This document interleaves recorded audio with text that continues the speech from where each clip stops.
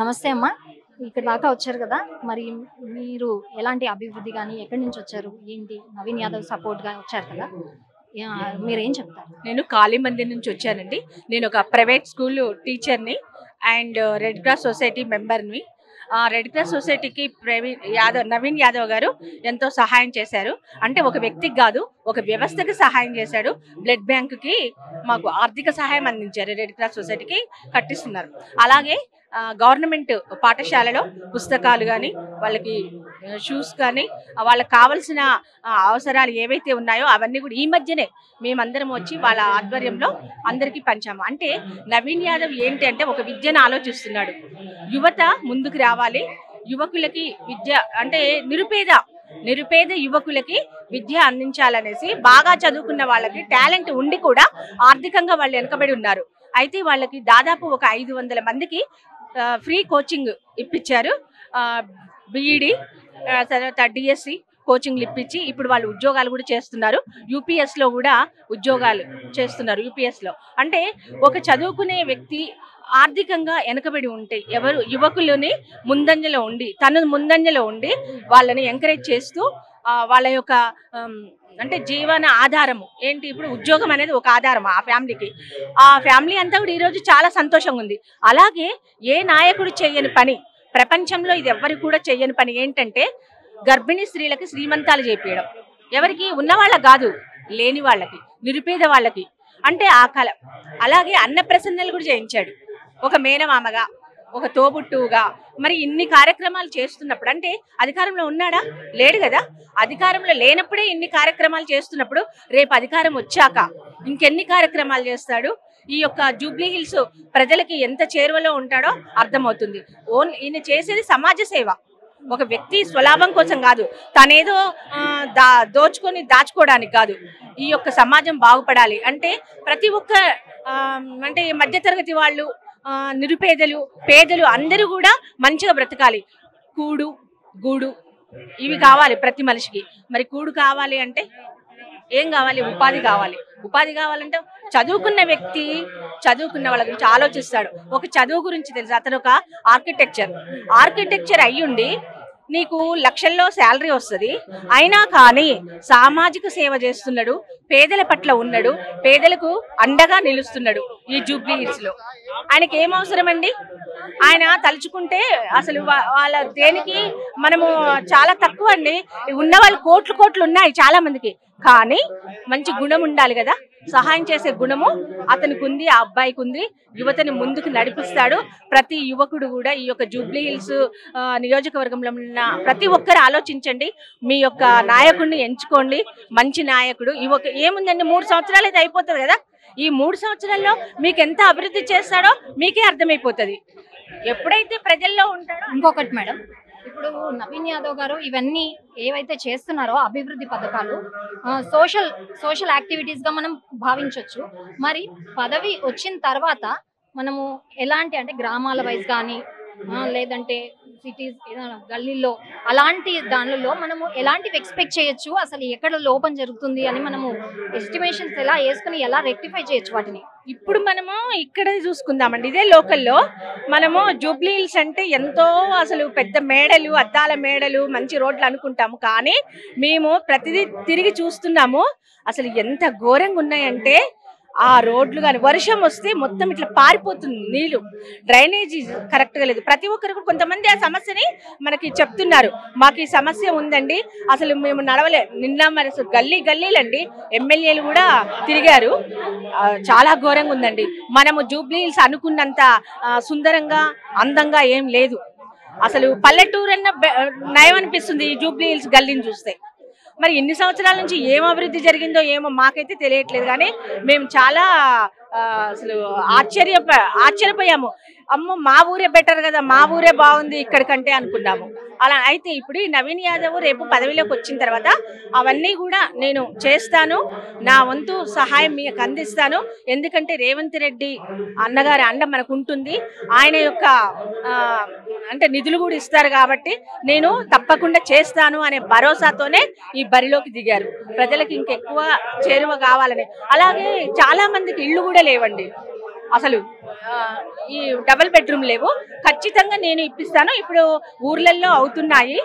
ఇది ఒక సిటీ కాబట్టి కొంచెం ఆలస్యం కావచ్చు. ఆలస్యమైనా కానీ తప్పకుండా మీకు ఇళ్ళు అయితే వస్తాయి. దానికి నేనే భరోసా అని నవీన్ యాదవ్ గారు చెప్తున్నారు. నమస్తే మేడం, నా పేరు రజని. మాది ఆందోళు కాన్స్టిట్యున్సీ జోగుపేట నుంచి వచ్చిన. నేను ఒక కాంగ్రెస్ కార్యకర్తను, అభిమానిని. మన నవీన్ యాదవ్ అన్న గారికి కూడా మా కాంగ్రెస్ పార్టీ గెలిపించుకుందాము. కాంగ్రెస్ చేసే ఉచిత పథకాలు కానీ, ప్రజలకు అభివృద్ధి కానీ అన్ని కాన్స్టిట్యున్సీలలో అందరు ప్రజలకు అందాలి అంటే అన్ని జాగాలు మా కాంగ్రెస్ జెండా ఎగరాలి అనే ఒక ఉద్దేశంతో చాలా మంది ఇక్కడ సపోర్టింగ్ స్వచ్ఛందంగా వచ్చినాం. ఇక్కడ ఎలాంటి అభివృద్ధి పనులు చేపడుతున్నారు, ఎలాంటి హామీలు మీరు ప్రజలకు ఇచ్చి ప్రజల మధ్యలోకి వచ్చారు?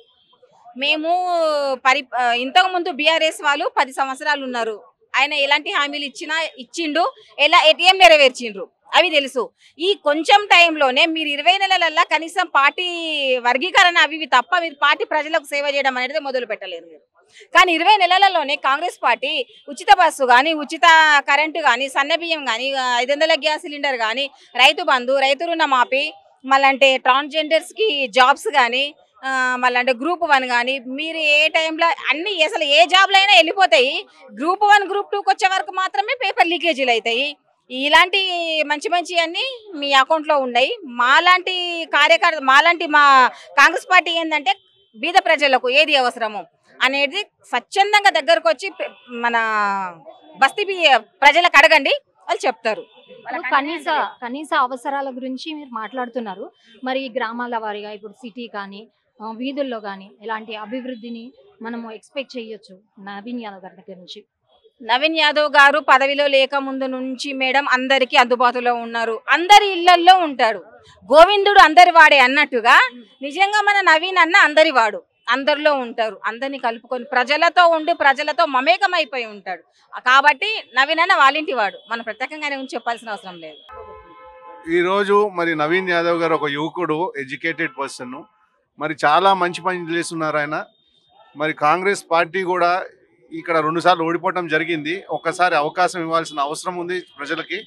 ఎందుకంటే కాంగ్రెస్ గవర్నమెంట్లోనే అన్ని సంక్షేమ పథకాలు కానీ, ఈ డెవలప్మెంట్ కానీ అంతా కాంగ్రెస్ టైంలోనే జరిగింది. ఈ 10 ఏళ్ళు అసలు ఏమీ డెవలప్మెంట్ జరగలేదు. ఇక్కడ అంతా పాజిటివ్గా ఉంది.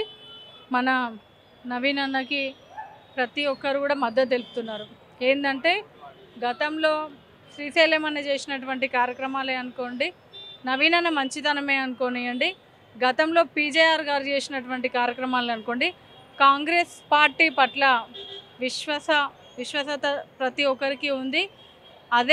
అదే క్రమంలో కాంగ్రెస్ పార్టీ అంటేనే ఒకప్పుడు పేద బడుగు బలహీన వర్గాల పార్టీ. పీజేఆర్ గారు కొట్లాడి మరీ పేదలందరికీ కూడా కట్టించినటువంటి ఇండ్లు కానీ, ప్లేసులు కానీ, ఒక బస్సుల యొక్క పేర్లు కానీ మనం చూస్తూ ఉన్నాం. ఆ రోజులలో ఇంత పాపులారిటీ ఉన్నటువంటి జూబ్లీహిల్స్లో ఈ ప్లేస్లో అట్లీస్ట్ మాలాంటి వాళ్ళు కొనాలంటేనే భయపడతారు. ఇట్లాంటి ప్లేస్లో ప్రతి ఒక్క పేదవాడు ఉండాలనే లక్ష్యంతో పీజేఆర్ గారు తీసుకున్నటువంటి కార్యక్రమాలతో భాగంగా మరి గతంలో శ్రీశైలం అన్న వాళ్ళ పర్సనల్గా చేసినటువంటి కార్యక్రమాలు, పేదలకి పర్సనల్గా చేసినటువంటి హెల్పింగ్ నేచర్స్ ఏవైతే ఉన్నాయో అవన్నీ కూడా ఈరోజు నవీన్ అన్నకి గెలుపుకి దోహదం అవుతాయని ఈ సందర్భంగా తెలియజేస్తాను. రెక్కాడితే డొక్కాడని కుటుంబాలు కొన్ని ఉన్నాయి. వాళ్ళు కోరుకోవడంలో తప్పు లేదు. ఏదైనా ప్రభుత్వం నుంచి ఒకటి వస్తుందని ఎక్స్పెక్ట్ చేస్తారు.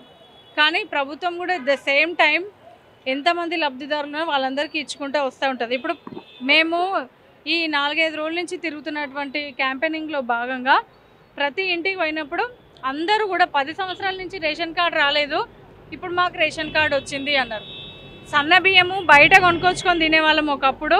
ఇప్పుడు రేషన్ బియ్యం ఏదైతే మన రేవంత్ రెడ్డి అన్న వచ్చినాక సీఎం అయినాక ఈ యొక్క ప్రభుత్వంలో కాంగ్రెస్ పార్టీ హయాంలో వచ్చినటువంటి సన్న బియ్యం మాత్రమే తీసుకొని తింటున్నాము, బయట బియ్యం కొనట్లేదు అని అంటారు. ఏదైనా అత్యవసరం అయితే తప్పితే అవే బియ్యం తింటున్నామని చెప్తున్నారు.